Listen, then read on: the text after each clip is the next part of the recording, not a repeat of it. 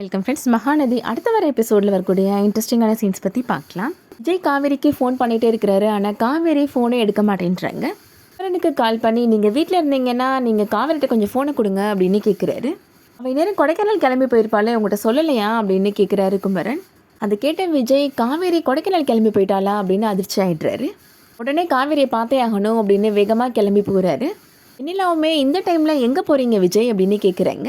காவேரியை பார்க்குறதுக்காக போகிறேன் அப்படின்னு சொல்கிறாரு விஜய். நான் உங்கள் கூடவே வரேன் அப்படின்னு கிளம்பி போகிறாங்க வெண்ணிலா. ஐயோ தேடி கண்டுபிடிச்சி இப்போ காவேரி இருக்கிற இடத்த கண்டுபிடிச்சிடுறாங்க. என்ன காவேரி பண்ணிகிட்ருக்குற என்கிட்ட ஒரு வார்த்தை கூட சொல்லாமல் நீ எங்கே கிளம்பி போகிற அப்படின்னு கேட்குறாரு விஜய். காவேரி பதில் எதுவுமே சொல்லாமல் அமைதியாகவே நின்றுட்டுருக்குறாங்க. வெண்ணிலா சொல்கிறாங்க எனக்கு பண்ணி கொடுத்த சத்தியத்தை காப்பாற்றுறதுக்காக தான் இப்போது காவேரி ஊரை விட்டு கிளம்பி போகிறா அப்படின்னு சொல்கிறாங்க.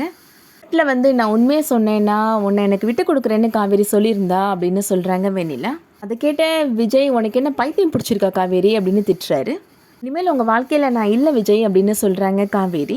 வெண்ணிலா அவங்கள ரொம்ப நல்லா பார்த்துப்பா, இனிமேல் வெண்ணிலா தான் உங்களுக்கு எல்லாமே அப்படின்னு சொல்கிறாங்க காவேரி. குழந்தைய பற்றி கொஞ்சமாவது யோசிச்சு பார்த்தியா அப்படின்னு கேட்குறாரு விஜய். உன்னால் என்னை விட்டுட்டு இருக்க முடியுமா அப்படின்னு கேட்குறாரு.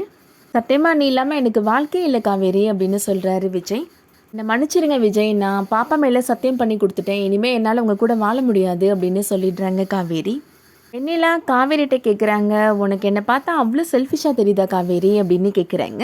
நீ விஜய்க்காக உன்னோட வயிற்றில் வளர்கிற குழந்தை மேலே சத்தியம் பண்ணி அவரை விட்டு கொடுப்பேன்னு சொன்னையோ அப்போவே நீ எந்த அளவுக்கு விஜயை லவ் பண்ணுறேன்னு எனக்கு தெரிஞ்சிருச்சு அப்படின்னு சொல்கிறாங்க.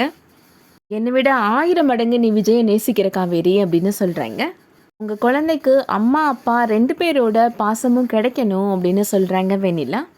உங்கள் 2 பேருக்கும் நடுவில் இனிமேல் நான் எப்போதுமே குறுக்க வரமாட்டேன் அப்படின்னு சொல்லிட்டு வெண்ணிலா அங்கேருந்து கிளம்பி போயிடுறாங்க. என்னை விட்டு போகலான்னு முடிவு பண்ணிட்டேல்ல காவேரி அப்படின்னு விஜய் காவேரிகிட்ட கோபப்படுறாரு. என்னாலையும் நீங்கள் இல்லாமலாம் வாழவே முடியாதுங்க, ஆனால் எனக்கு வேறு வழியே தெரிலங்க அப்படின்னு சொல்கிறாங்க காவேரி.